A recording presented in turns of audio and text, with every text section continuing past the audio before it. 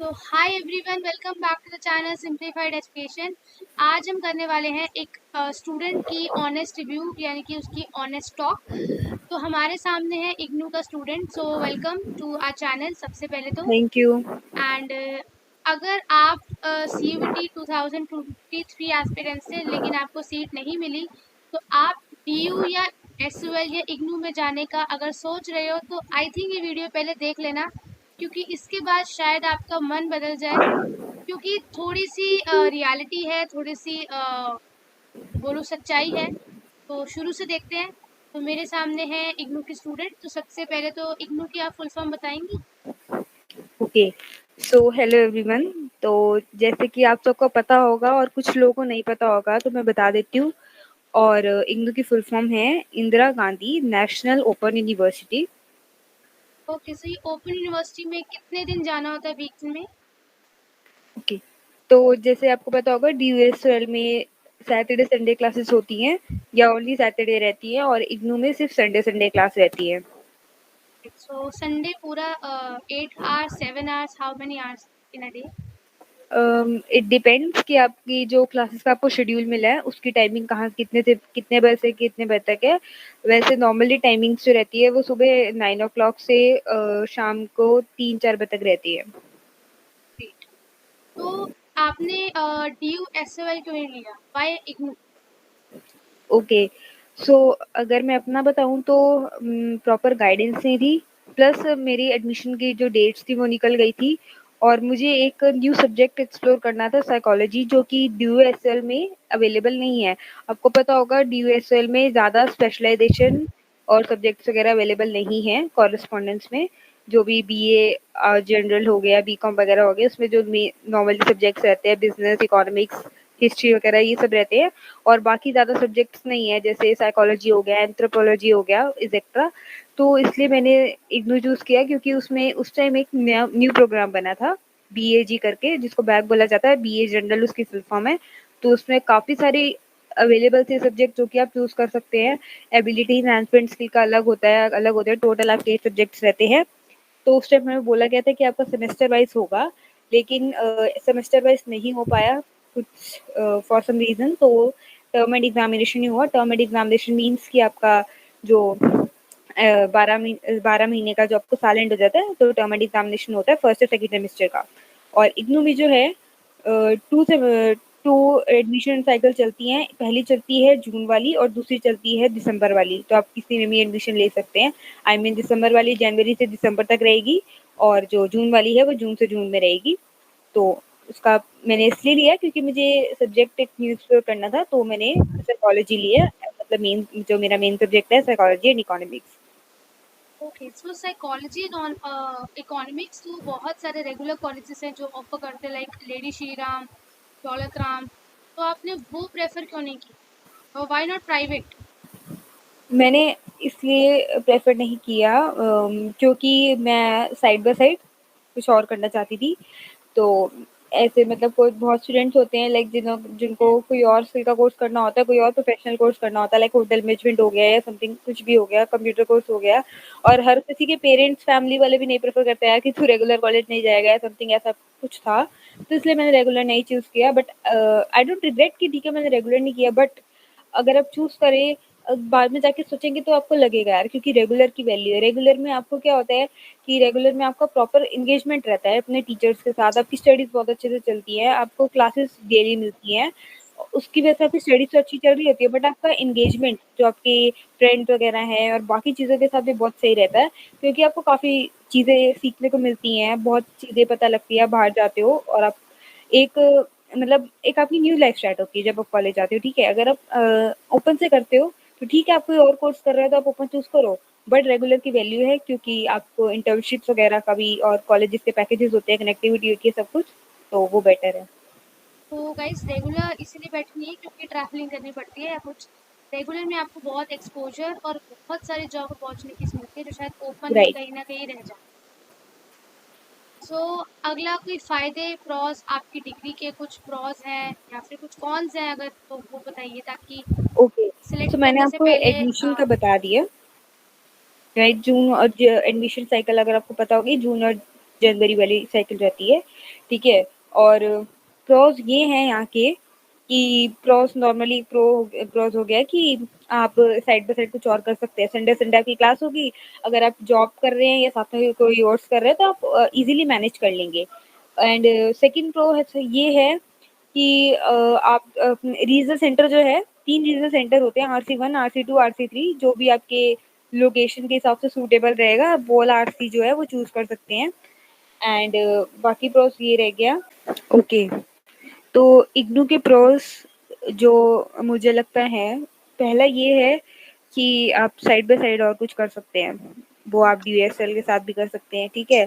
और second pros आपका ये रहेगा कि अगर आपकी किसी भी एग्ज़ाम में बैक आती है, तो वो आप आसानी से दे सकते हैं। आपका बैकलॉग में रहेगा वो एग्ज़ाम, तो आप वो एग्ज़ाम जो है, आपकी जो वैलिडिटी है वो 6 ईयर्स की रहती है।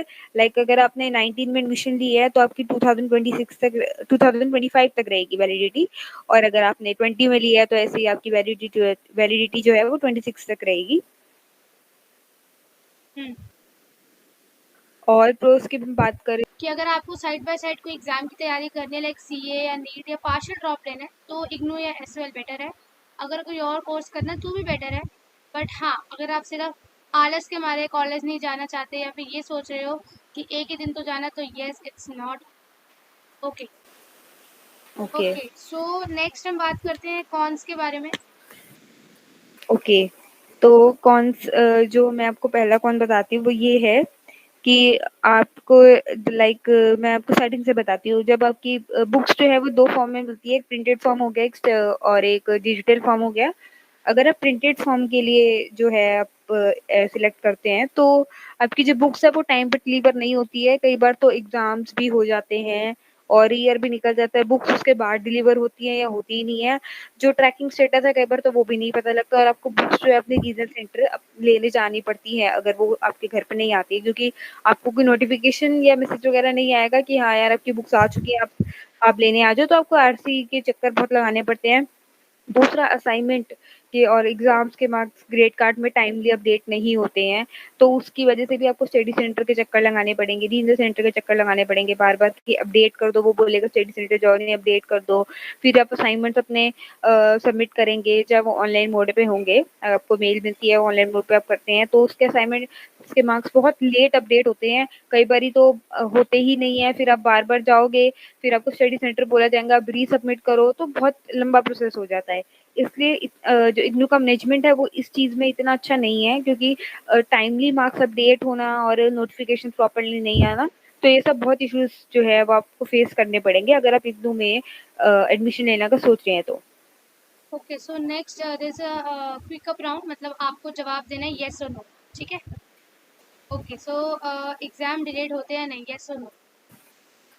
एग्ज़ाम्स डिलेड होते हैं, बट इफ इन केस अगर कुछ प्रॉब्लम या इश्यूज़ वगैरह चल रही हैं, लाइक कोरोना के टाइम पे जो एग्ज़ाम्स है वो डिले हुए थे, एक प्रॉपर डिसीजन जो है वो नहीं ले पाती है मैनेजमेंट, बार-बार नोटिफ़िकेशन आती हैं, तो आपको एक मतलब प्रॉपर होता है ना कि हाँ, इस डिसीजन को फाइनल करते हैं, ऐसा कुछ नहीं होता, एग्ज़ाम्स होंगे या नहीं होंगे, नहीं होंगे, होंगे, तो ये सब चल रहा था कोरोना में, और ऑनलाइन मोड में यहाँ पे एग्ज़ाम्स नहीं होते हैं, कोरोना के टाइम पे भी, और ऑनलाइन मोड में एग्ज़ाम्स इन्होंने नहीं लिए थे, बट इन्होंने प्रमोशन दे दिया था जब देखा था कि हाँ, टाइम बहुत कुछ वेस्ट हो चुका है।